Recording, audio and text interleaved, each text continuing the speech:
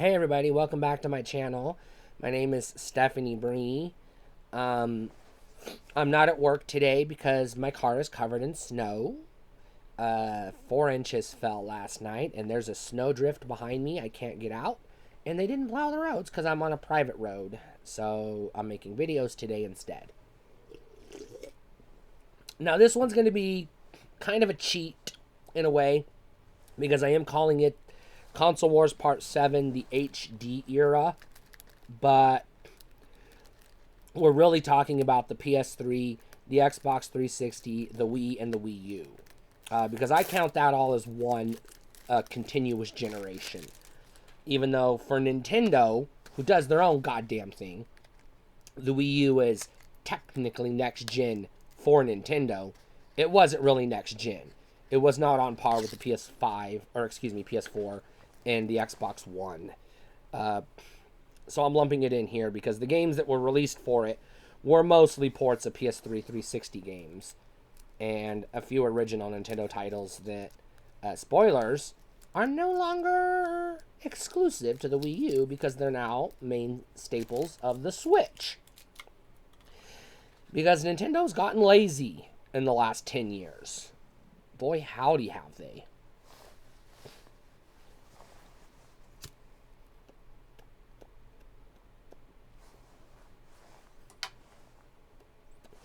So coming off the phenomenal, astronomical, huge, tremendous sales record of the PS2, Sony got arrogant. And they thought they could make a high-definition multimedia entertainment media player streaming device, an all-in-one multimedia machine that could play PlayStation 3 games in high definition.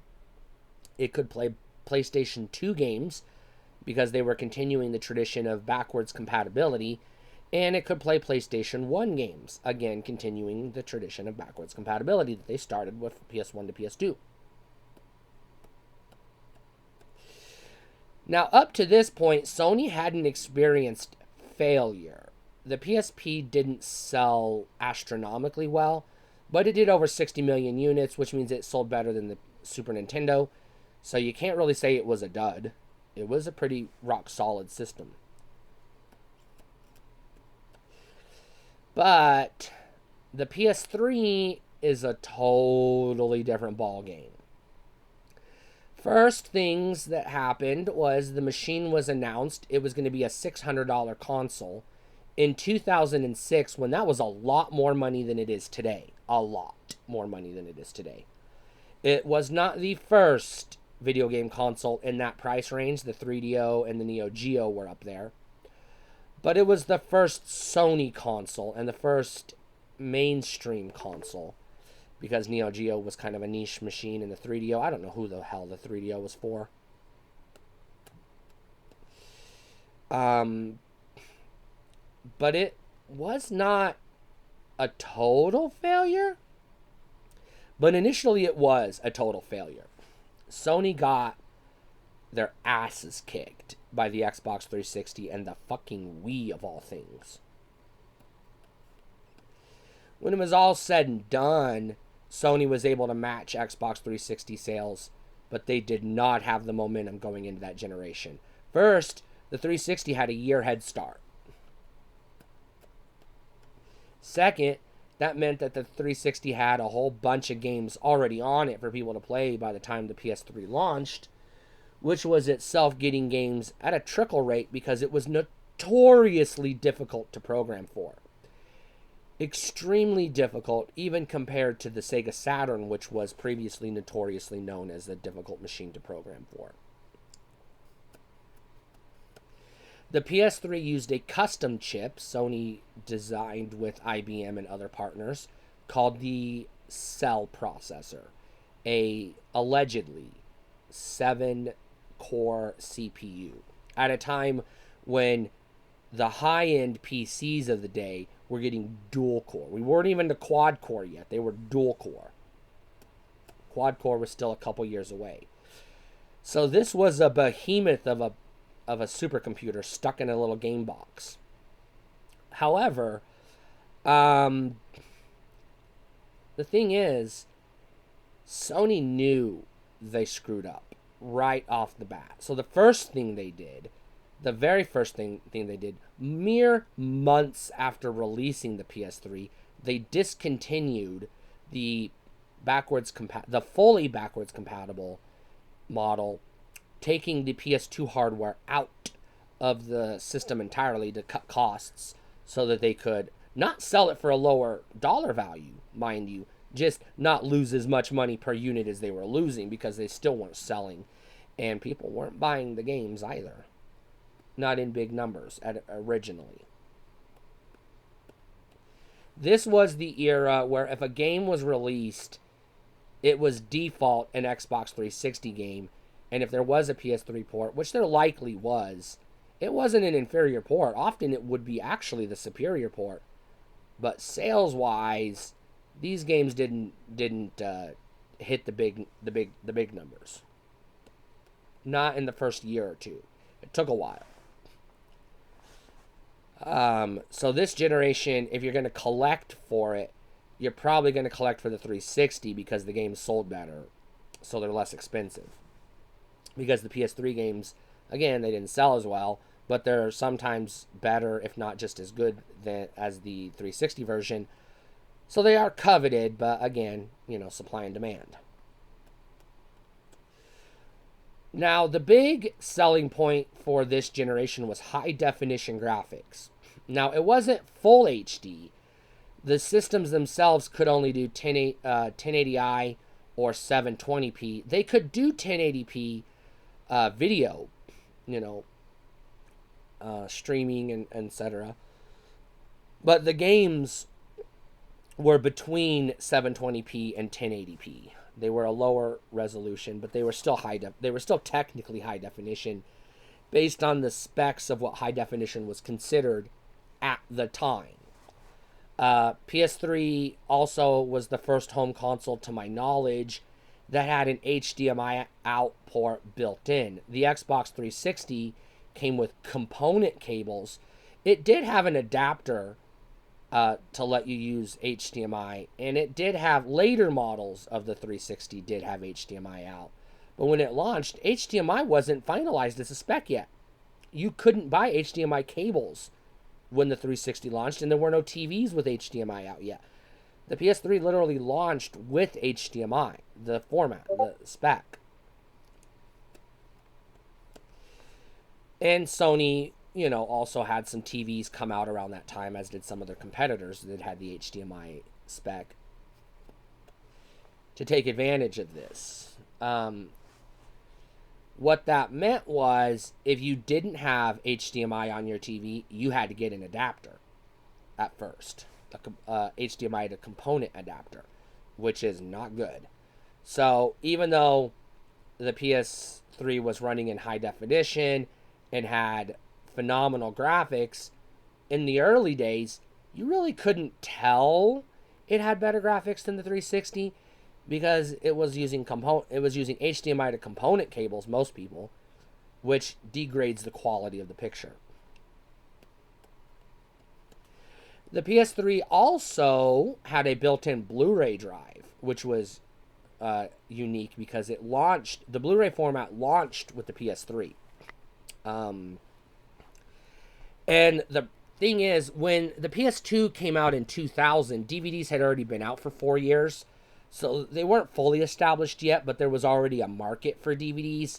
There was no market for Blu-ray when it launched. Sony was trying to create a market, but the Blu-ray was also competing with the high-definition DVD or HD DVD format, which I've already done a video on that. You can go back and watch that, the Format Wars. It was pretty cool.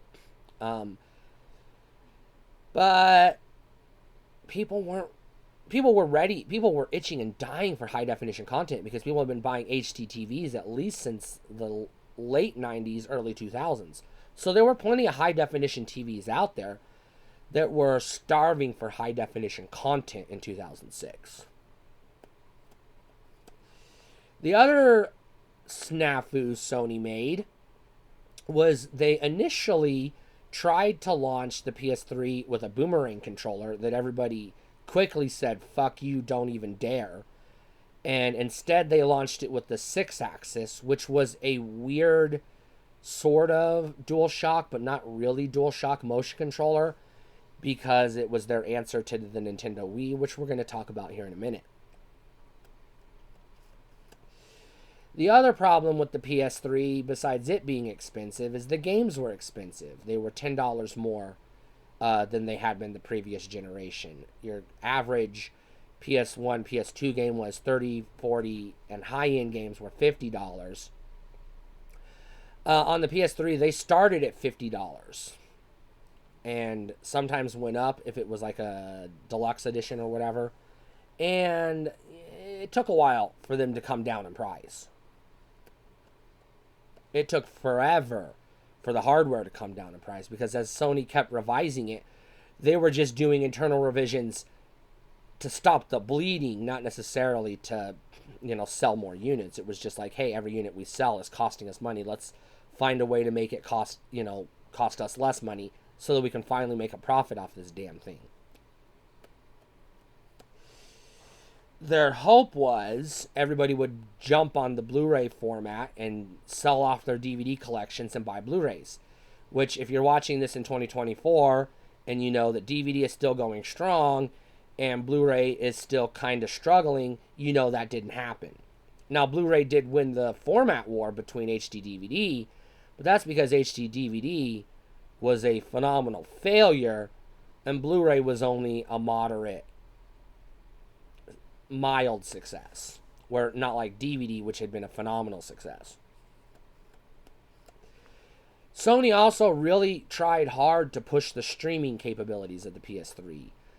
They tried this with things like, they launched the Crackle streaming network, which you could get the Crackle app on your PS3.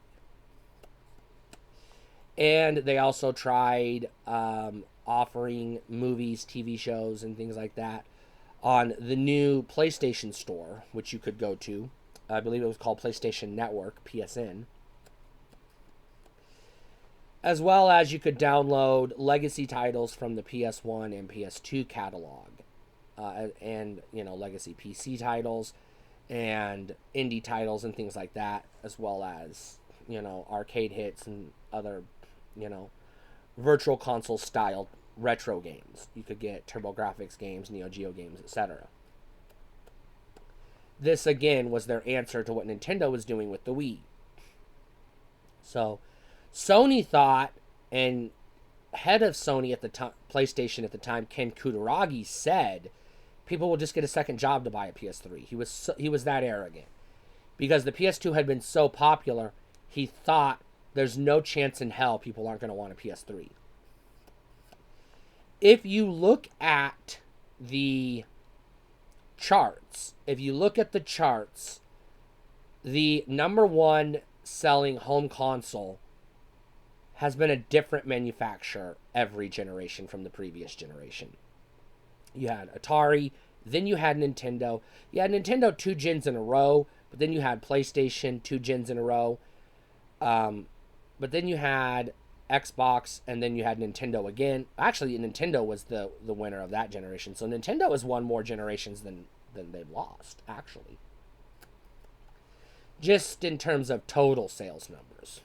I don't know if I'd call it a win if your system doesn't have the games people want to play, but that's another topic for another day. And then there's the Xbox 360, which we're going to talk about here in a minute. I want to wrap up the PS3, the hardships of the PS3 before I dig into the meat and potatoes of the generation. The other thing that kind of plagued the PS3 was the fact that it was notoriously difficult to develop for, which meant there were developers, programmers, who didn't even want to bother with it, but publishers were like, no, we have to. So there was a lot of tension between publishers and developers. Developers who just wanted to make games for the easy to make 360 and the golden cash cow, the Nintendo Wii. And there were publishers who were like, no, we have to have our games on PlayStation because PlayStation is a big presence in the market and we have to maintain face.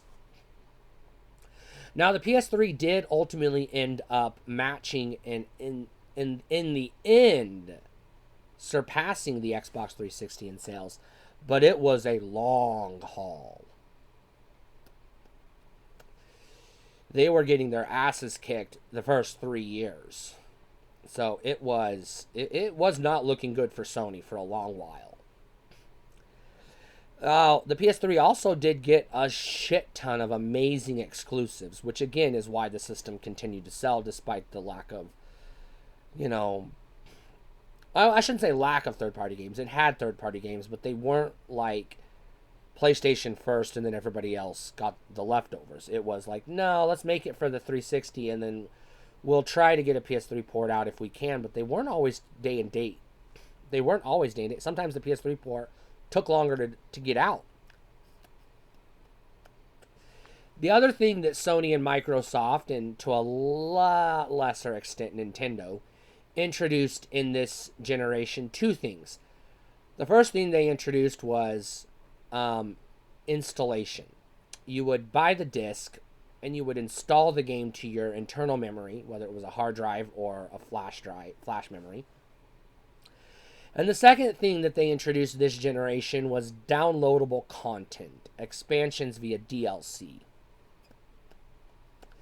Previously, in order to get DLC out, you just had to release another version of the game. And that was how DLC had been handled.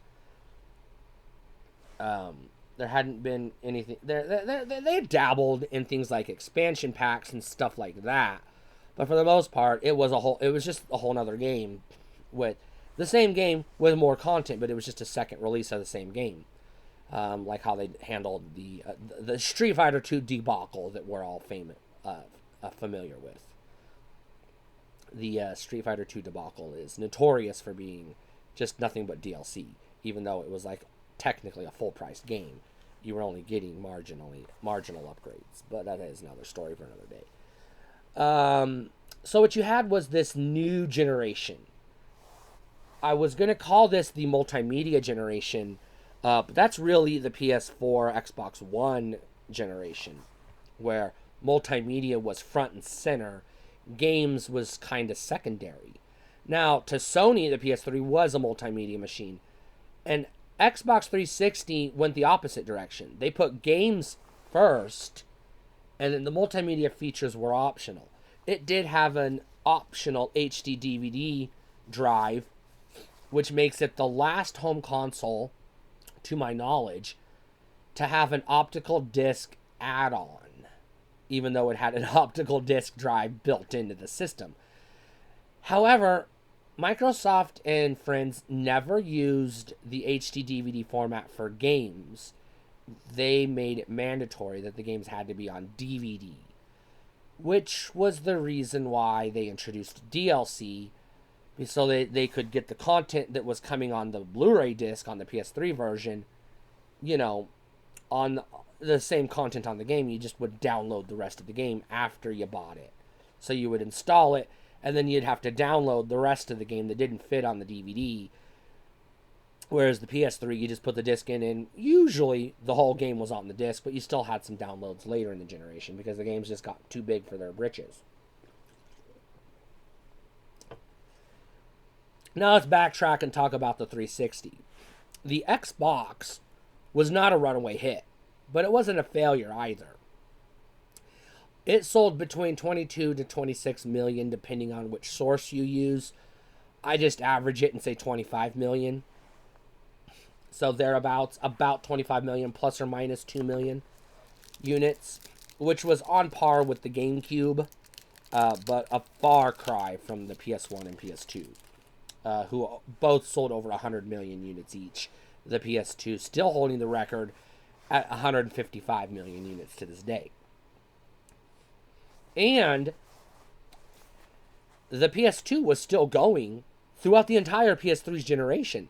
Sony discontinued the PS3, and they were still making PS2s after they discontinued the PS3. So it's also one of the first times in history where its predecessor actually outlived it. which is pretty wild when you think about it. That's just how insanely popular the PS2 was. I can't stress enough how goddamn phenomenally popular the PS2 was.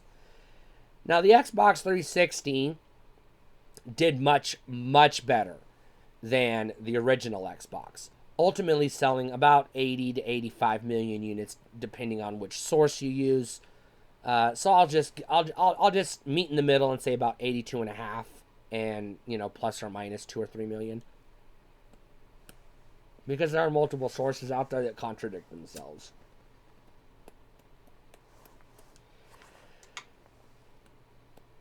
And the Xbox 360, took off. It was the must-have console in 2005 and 2006 and 2007.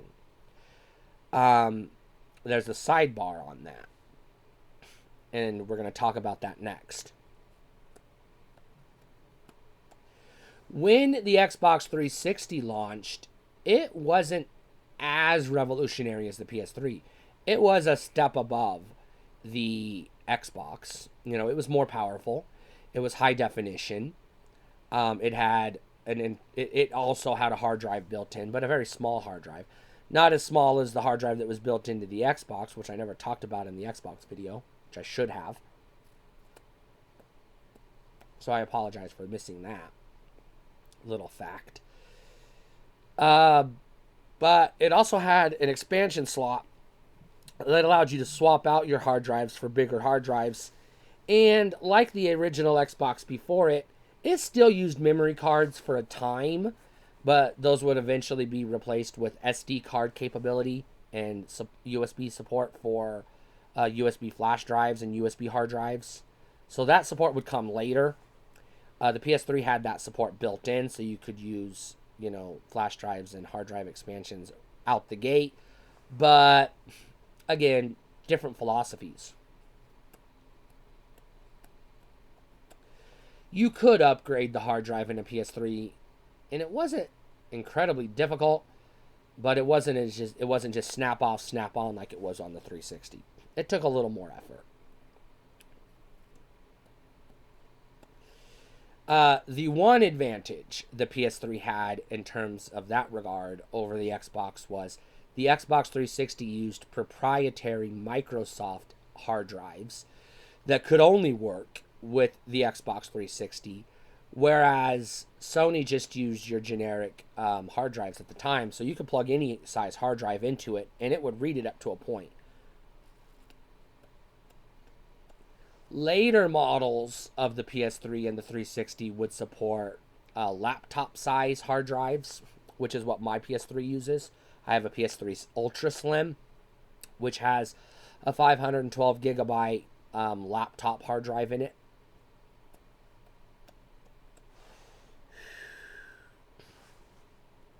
But that functionality, again, would come later as there were hardware revisions.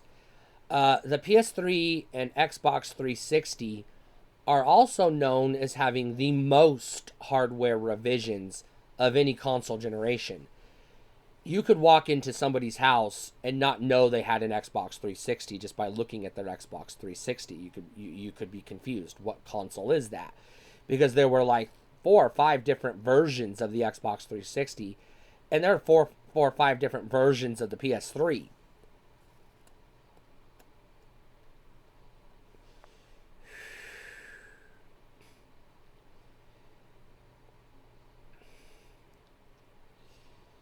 So, yeah, it was a messy generation.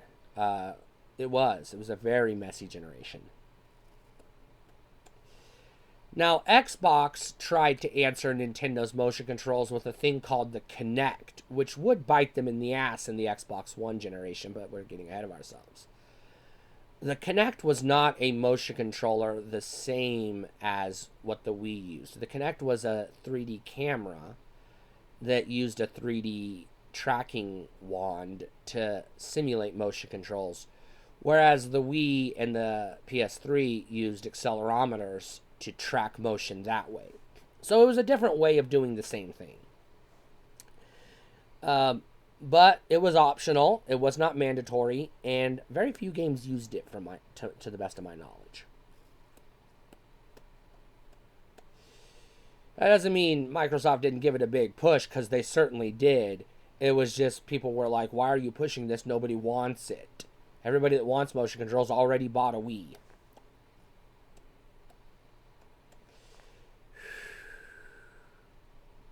Now, Microsoft did beat Sony to the punch in terms of launching digital content on their store. If you had Xbox Live, you could access the Xbox Live Arcade, which allowed you to download video games, usually retro games initially, or indie games initially, but then later full-fledged Xbox 360 titles. And you could also download movies and TV shows, episodes of TV shows. But this was new. This was before Netflix. Netflix came out mid-generation. So Netflix hadn't even launched yet. So we still didn't have a concept as a society of what streaming video looked like yet. We had dabbled in it with things like, what's it called? Oh my god, I can't remember what it was called. Flash video and Real Video and QuickTime. You know, you had like game trailers and stuff like that. But streaming as a concept hadn't come on the scene yet. YouTube wasn't even out yet when these systems launched. YouTube would launch, again, with Netflix mid-generation, and then it would sort of take off from there. But initially, people were confused as to what was streaming. And again, the Xbox 360 launched with the ability to purchase and download media, movies and TV shows, as digital files to your hard drive. It didn't have a streaming service initially. Now, it would try to get one later on, but then it would just sort of default to Netflix, as pretty much everybody did for the rest of that generation, once Netflix came on the scene.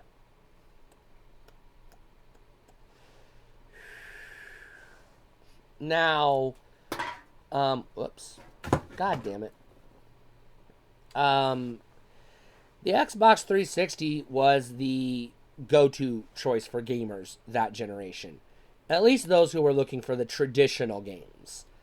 However, while Sony was dancing around the multimedia circus and Microsoft was just trying to eat their lunch, Nintendo, for the first time in their history, took a different path. Up to this point, Nintendo had always had, if not the most powerful console, one of the most powerful consoles on the market. This was the first time in Nintendo's history where they said, no, we're not going to chase the power game. We're going to leave that to Sony and Microsoft. And we're going to go after what Satoru Iwata, the president of Nintendo at the time, called the Blue Ocean. Now, Nintendo had already laid the groundwork, the foundation for the Blue Ocean, with the Nintendo DS that came out in 2004 and really hit its stride in 2005, which was targeting the casual market and the lapsed gamer market. This was also the first time that Nintendo launched a home console where it didn't come with the probably most advanced or most innovative controller of the bunch. Instead, it did have an innovative controller, continuing their tradition, but it wasn't the most advanced. It was a remote control, much like the CDI many years before it. However, this remote control was kind of interesting because it could be turned on its sideways and used as a D-pad, which was reminiscent of the original NES. It had a D-pad. It had two buttons, a plus and minus button, which represented select and start. And then it had an A and a B button, but it also had a trigger on the bottom. However, it had an expansion slot, which was a first for Nintendo. First controller to come with expansion slots for Nintendo. Other consoles before it had some controller expansion slots, most notably the Dreamcast with its VMUs, which again I didn't talk about in that video, so I apologize. It just was insignificant to me, so I didn't really think about it. But I should have, so I apologize for that. But I'm talking about it here just briefly. And the Xbox and the Xbox 360 also did have expansion slots on their controllers that were sort of reminiscent of the VMU technology of the Dreamcast. So Sega innovated, and then Microsoft just ripped it off.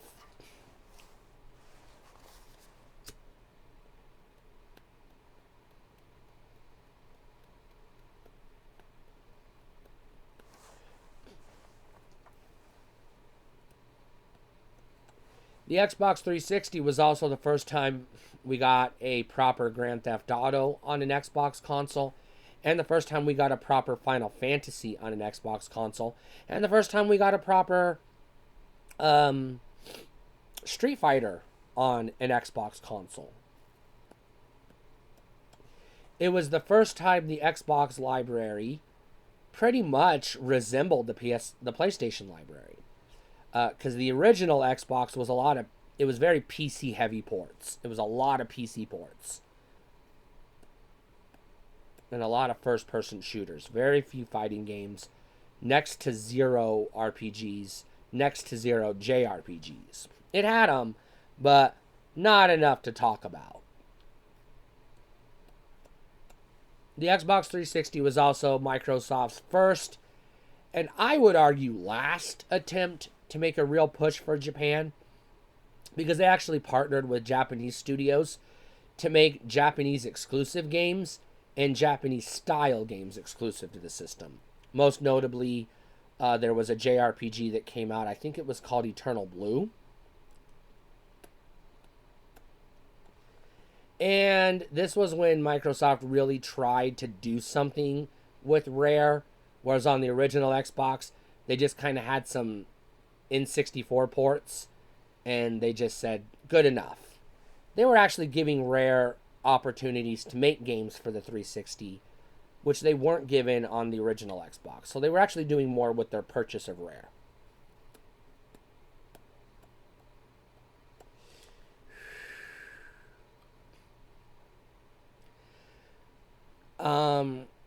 You did not have to have Xbox Live to use an Xbox. You could get by with you could keep it offline, put in the discs, put in your DVDs, and it would work. The Xbox 360 was the first time you had to have Xbox Live. You didn't have to have the paid version. There was a free tier, but you had to have an Xbox Live account just to log into your console. This was the first generation where you had to log into your console. You had to log in for the PS3 as well. I'm going to say I'm fuzzy on if the Wii had a login or not. I don't think it did, but I don't remember. I think it did, but I don't remember because, spoilers, I didn't keep my Wii for very long. And I didn't use it when I had it.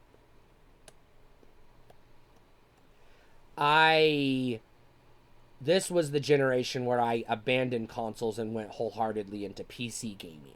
I custom built a gaming PC, and I was focused on PC gaming for the longest time, and I had abandoned consoles.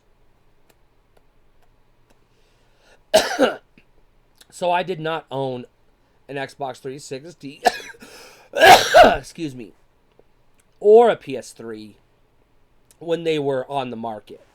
I got my PS3 after the PS4 came out, after the Wii U came out, and I got my Xbox 360 even after that.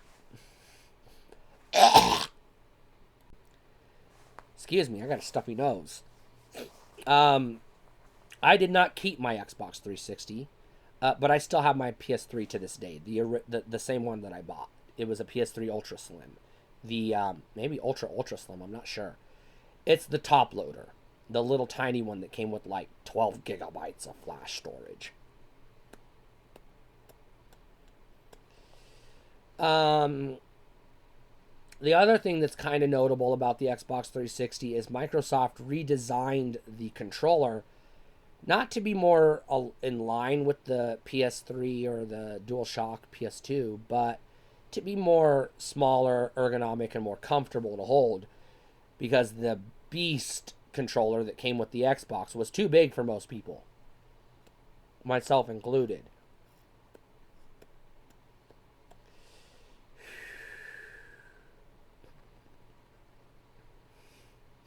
Now, continuing the tradition that had been the standard, the Xbox 360 did use wired controllers, but there were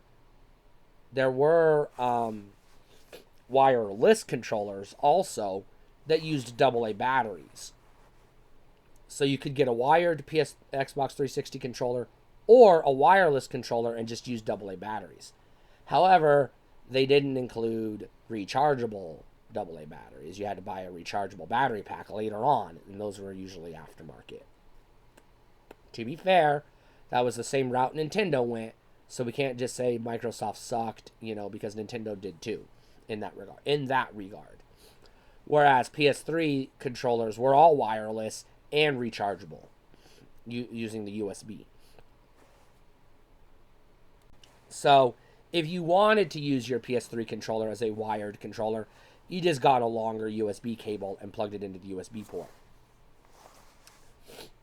Because the PS3 was the first console that used USB standard for its controllers. The Xbox 360 still had its own proprietary port, but then later systems would support USB, so it's like I said, it was a messy generation. It was a lot of, they did it, so we have to do it too.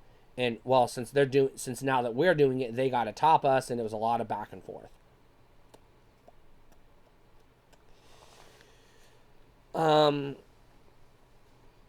So the Xbox 360 ultimately sold better than the PS3. Well, I shouldn't say ultimate. Initially sold better than the PS3. Ultimately, the PS3 would catch it. And I think final sales numbers, it did surpass the 360. But that was mostly because Microsoft had already abandoned the 360 for the Xbox One. And Sony was hoping the PS3 would, keep going like the PS2 was still going. But they quickly learned that that was not the case. Because the PS4, when it came out, was an answer to PlayStation gamers' prayers.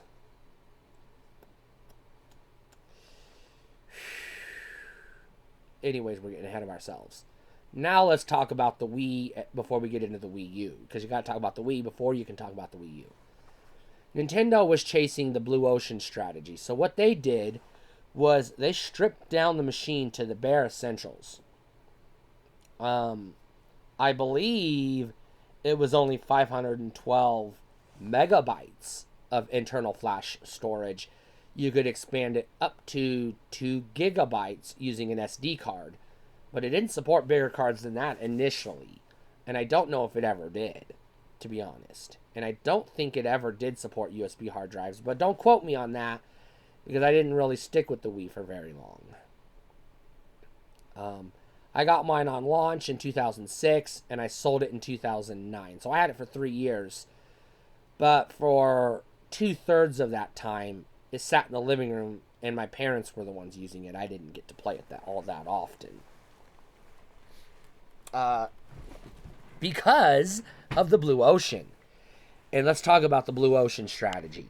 So the Wii, not only was it intentionally underpowered to keep costs down, it featured a unique motion controller that was mandatory and not optional. So standard controls, joystick, D-pad, the analog stick, face buttons, your regular traditional controller was optional. Not only was it optional, you had to plug it into the Wii Remote on the Wii Remote's expansion port, which I briefly touched on earlier in this video. And you had the Wii Remote had to be powered on, so you still had to have full batteries in the Wii Remote to use the classic and Pro controllers for the Wii.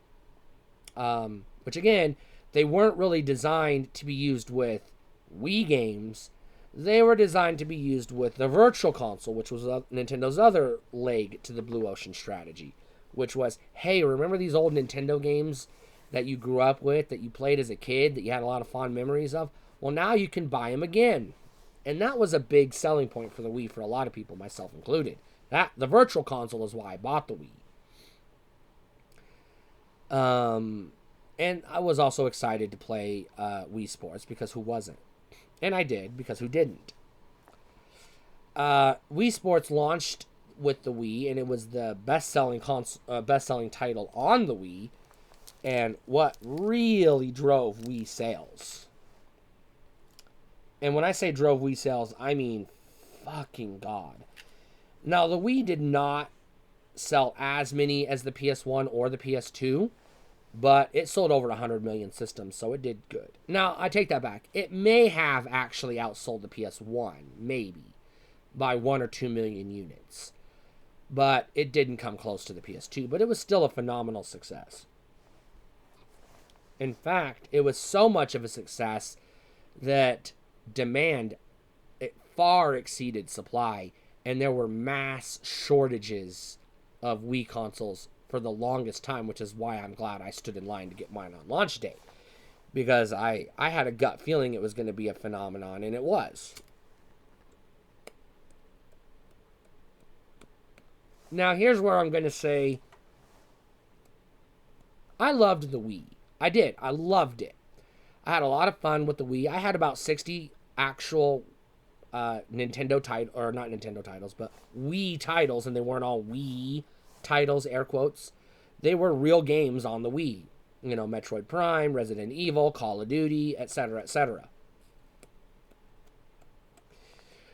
The reason I didn't get to play my Wii that much was because my parents hijacked it, took it to the living room, and played it with their friends, which did ultimately make me bitter towards the Wii. And also, once the novelty wore off, which it did, I realized I didn't like motion controls in my standard games. I was okay with motion controls in my, quote, Wii games. Wii Sports, Wii Play, Wii Bowling, Wii Boxing, etc., etc. But I didn't want it in my proper video games. I didn't want it in my Mario, my Zelda, my Sonic, my Metroid. I didn't want it in my Mortal Kombat. I didn't want it in my Call of Duty. You know, but it was there. Some of those games it was optional. Some of those games it was mandatory.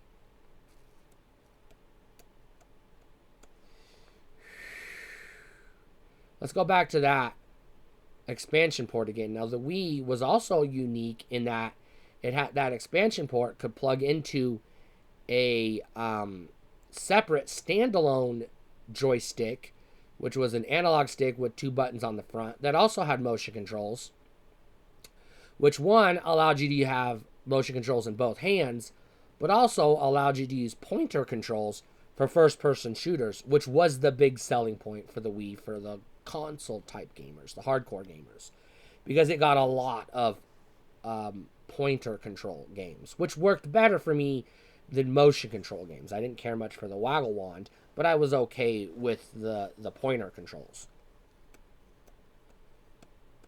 for the most part. I have to emphasize, for the most part. I was never a fan of Mario Galaxy or Galaxy 2 because I didn't like how the motion controls were utilized in that game. So, or those 2 games. But the Blue Ocean worked. Nintendo reached its mass market appeal, and the Wii was a phenomenon. And it was, before the Switch came out, Nintendo's best-selling home console of all time. The Switch being on track to maybe even catch the PS2 if it can't surpass it. But that's another topic for another day. It's coming. Don't worry about it. Now, unfortunately, to keep costs down, not only was the Wii underpowered intentionally, even though it was backwards compatible with the GameCube, which we'll talk about in a second, it was also standard definition. It did not have HD graphics nor HD video capability. And even though it did have a sort of DVD drive built in, again, it was a proprietary drive, not a standard drive, it did not support playback of DVD movies natively. Yeah, you could hack it to do that, but you could hack your GameCube to do that too. If you wanted to, but I don't know why you would. But, you know, you could. You could. It was an option.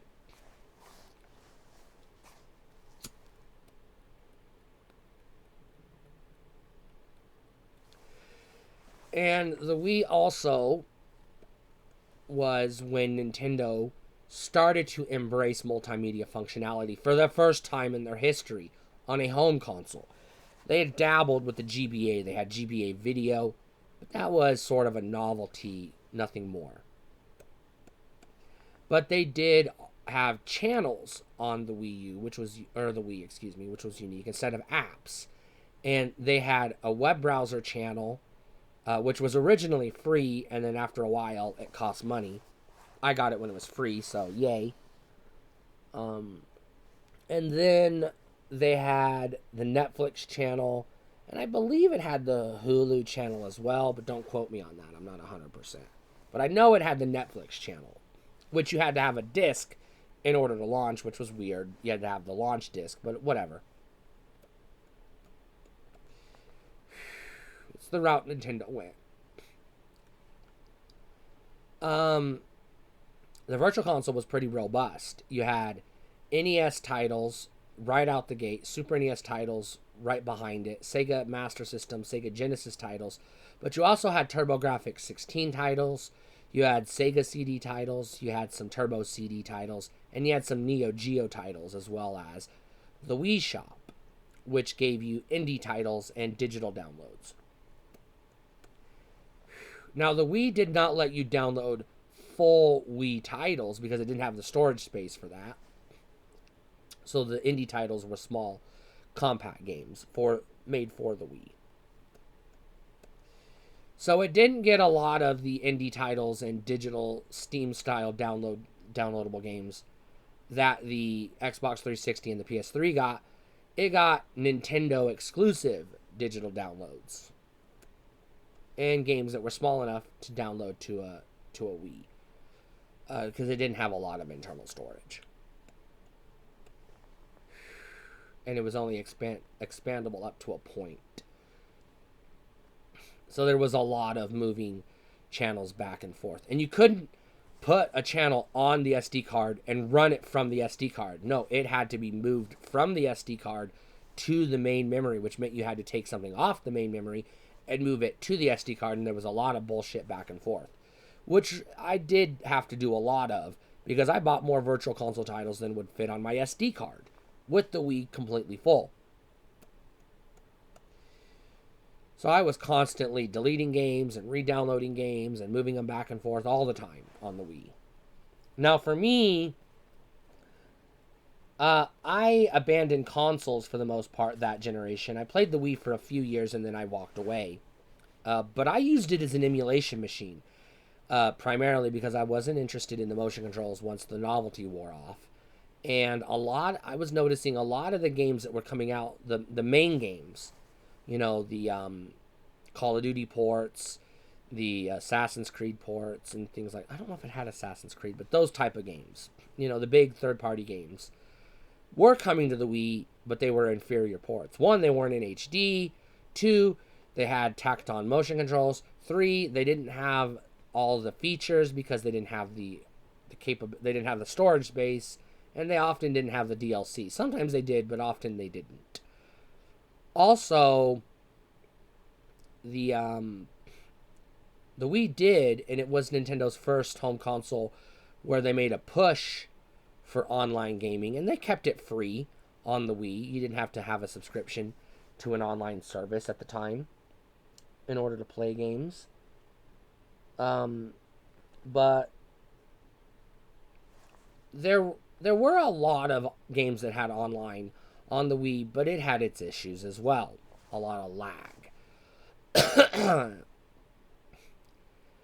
But, you know, it is what it is. It's a great system, and a lot of people enjoyed it.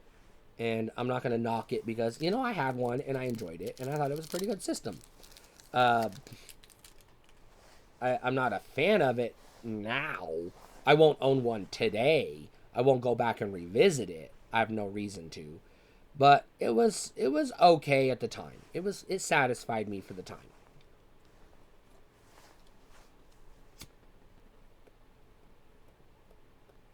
And then there was the Wii U, which was a nightmare for everybody. It was a nightmare for third parties, for retailers, for customers, for Nintendo gamers, for developers, publishers, everybody. It was just a nightmare.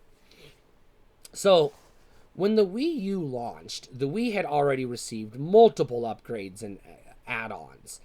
The balance board, the Motion Plus, and just so many other attachments and accessories and doodads.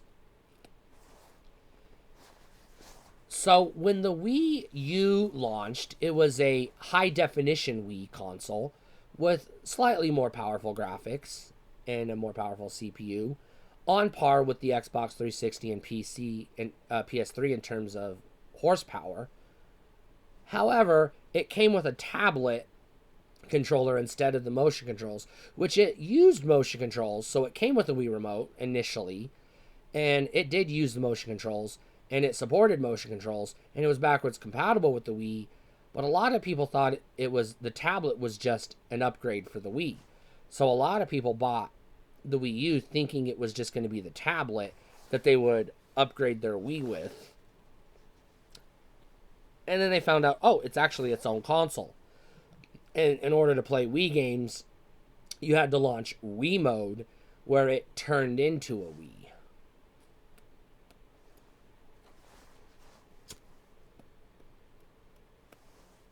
So it was weird. It was wonky.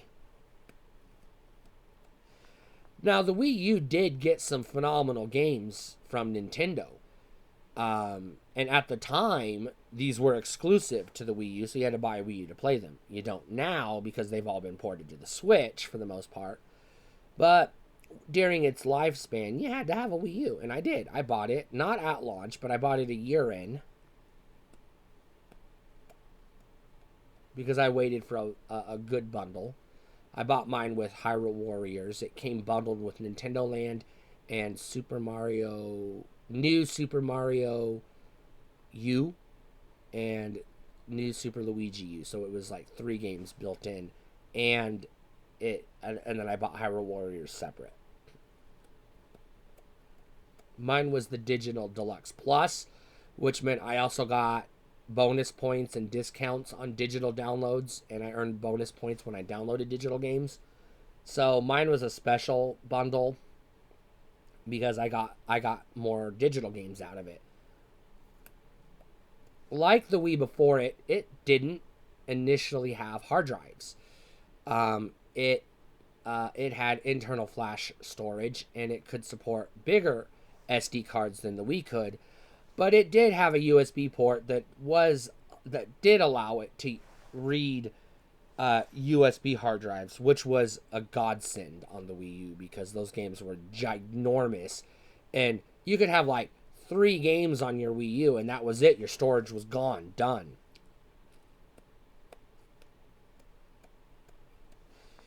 And it was also the first time Nintendo made their first party titles, their proper retail, like actual titles, available for digital download. So I had the digital version of Pikmin 3. Was it Pikmin 2 or Pikmin 3? Pikmin 3? Whichever one was on the Wii U. I think it was Pikmin 3 because the Wii had Pikmin 2. I didn't have the disc version of that game. The Wii U tablet is a nightmare I'm not even going to talk about because it was a wonky POS. The Wii U did come with a Pro controller. Not come with, but it was available from the beginning, and you could use it without needing the Wii remote, fortunately. But you still had to have the tablet, which was unfortunate, but whatever. Now, the tablet could function as a fairly standard controller with its own motion controls built in. And it had a touchscreen in the middle of it, which was sometimes used in Wii U games, but not very well and not very often. very few games actually made use of the touchscreen in any meaningful way. Not to say they didn't, but it was kind of like the DS. It was like, oh yeah, here's where we're going to put the menu screen or the map or whatever. The second screen. Now, it did occasionally get used well, but not often enough to justify its existence or to be the focus of the console. So the Wii U was a failure, an abysmal failure, only selling around 13 million units, and it struggled to sell that many.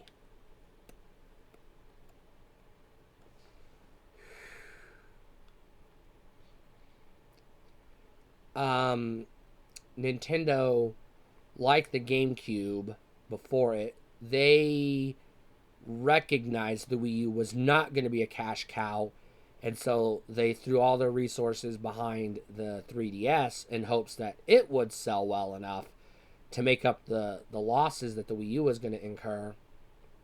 And then they tried their hand at getting back into toys with the Amiibo, which was their answer to Skylanders and the other one. And I don't remember the other one because those games were stupid. Toys to Life. There were 4 Toys to Life games. There was a Marvel one, there was Skylanders, and then there was the Lego one, and then there was the stuff Nintendo did.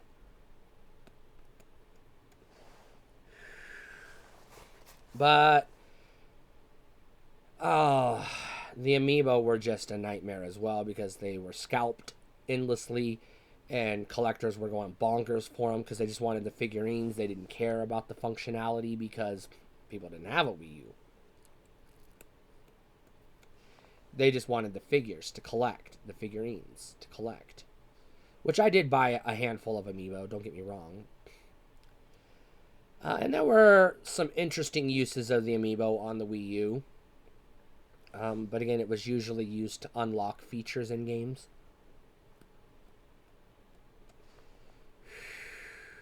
But Nintendo really, they more or less abandoned the Wii U early on, like Sega did with the Saturn. And they just sort of kind of supported it haphazardly. Like, oh, it's on the market, we have to make games for it. But they didn't go all in on the games they made for it. That doesn't mean they didn't make some good games for it, because they did. But they made a lot of smaller titles, like the Donkey Kong mini game that was on the system, Captain Toad, NES Remix 1 and 2, Super Mario Maker, stuff like that. Easier to produce, cheaper to produce, less resources, smaller titles, not very big content-wise, so they could just have something for people to play.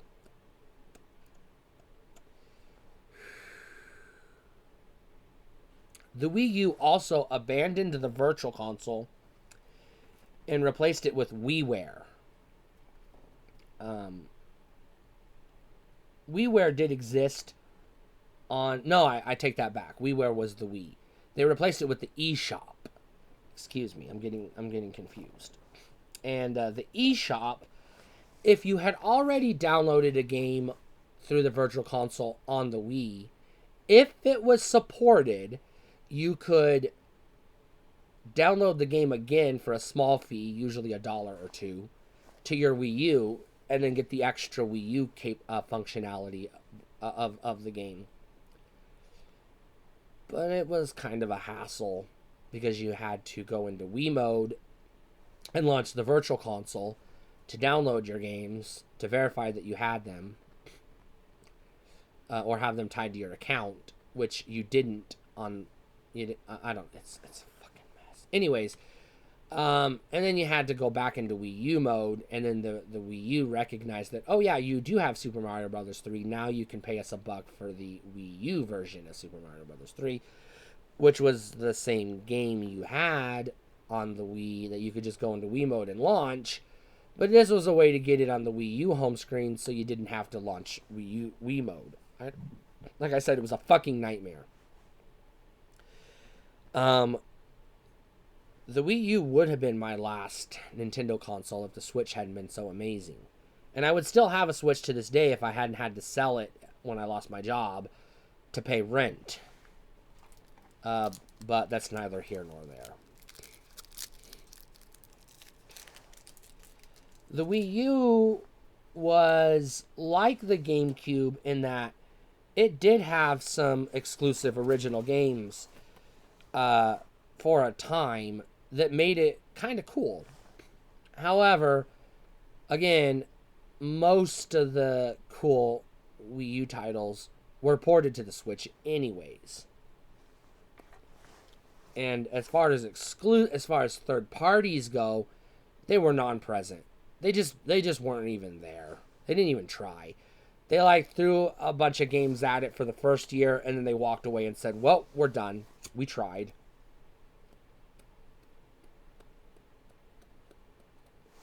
So it had very little third-party support.